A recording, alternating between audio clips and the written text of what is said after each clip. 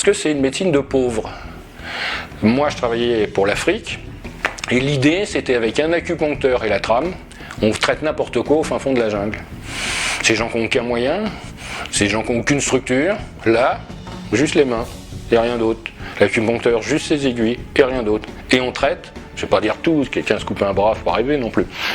Mais disons qu'on traite beaucoup de choses. C'est pas de la magie, c'est pas une croyance, c'est mécanique. Donc ça marche. Ça marche sur les animaux. On ne peut pas négocier avec un animal, il a mal quelque part, on le fait pich, t'as plus mal, ça marche pas. Donc ça marche sur les enfants. Les enfants, on ne peut pas négocier non plus avec. S'il a mal quelque part, on peut lui dire t'as plus mal. Non. Puis ils se rendent compte qu'il se passe quelque chose. Donc ça a été ma première motivation. Et ça marche. Parce qu'on allait les mains dans les poches, les gens avaient un problème, on pouvait régler le problème. Attention, en aucun cas ça veut dire qu'il ne faut pas utiliser la médecine, qu'il ne faut pas utiliser la chirurgie, qu'il ne faut pas utiliser les antibiotiques. Nous, tous en train de râler, on est tous New Age, machin, sur les trucs, mais je veux dire que moi j'ai un bras coupé, je suis content de trouver la chirurgie. J'ai une infection, tant pis, je prendrai des antibiotiques, parce qu'on n'éteint pas un feu de barbecue comme un feu de forêt. Donc qu'il y ait une synergie. C'est intéressant, mais on ne peut pas devenir dogmatique en disant d'un coup « Ah, ça y est, j'ai inventé un truc, arrêtez tout le reste parce que c'est la panacée. » Non, ça fonctionne en synergie.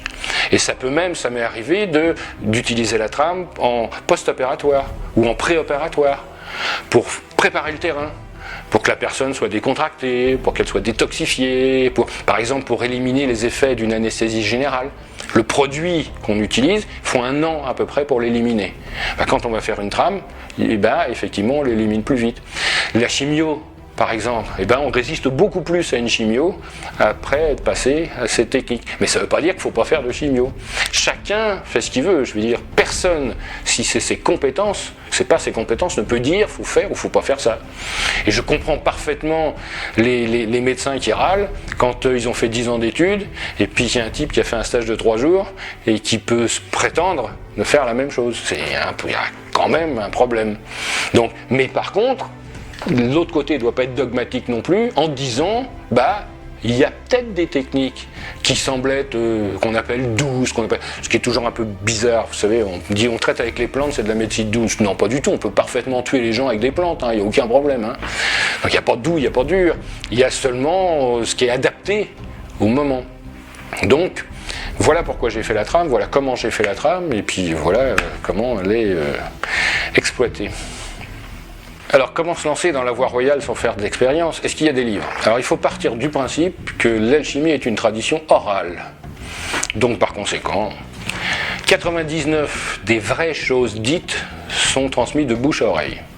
Alors oui, il y a des livres, mais il y a 2 types de livres. Il y a soit des pense-bêtes pour ceux qui savent, soit un fatras de n'importe quoi écrit par ceux qui ne savent pas. Il y a des livres anciens qui sont nuls, Faut pas croire que parce que c'est ancien, ils ont compris quelque chose. Il y a aussi des ânes anciens. Donc on peut tomber sur des livres qui racontent n'importe quoi.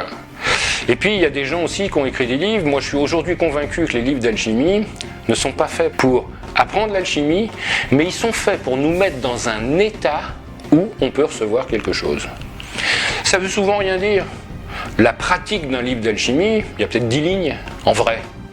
Mais l'ambiance, les symboles, la sensation fait que, waouh, tiens, il se passe un truc. Et c'est le plus important. Pour moi, c'est vraiment ce à quoi ça sert. Alors, pour faire de l'alchimie, il faut s'entendre sur le terme. Il y a 3 possibilités.